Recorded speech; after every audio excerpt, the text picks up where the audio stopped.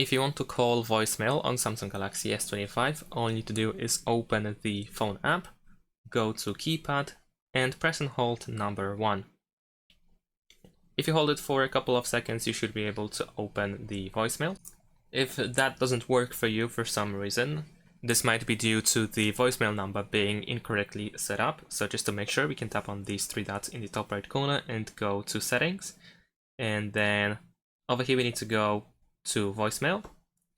And then here we have the voicemail number for all your SIM cards. And just make sure that the voicemail number is set up correctly.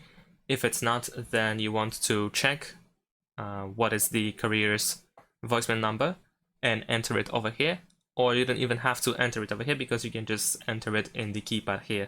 But just for making things easier, you can change the voicemail number so that you have easier access to the voicemail later on.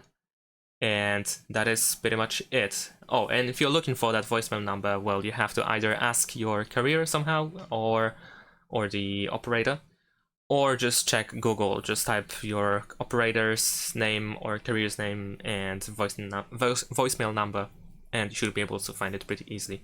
And that is it. Thanks for watching. Leave a like and subscribe to my channel, and see you in my next videos. Bye.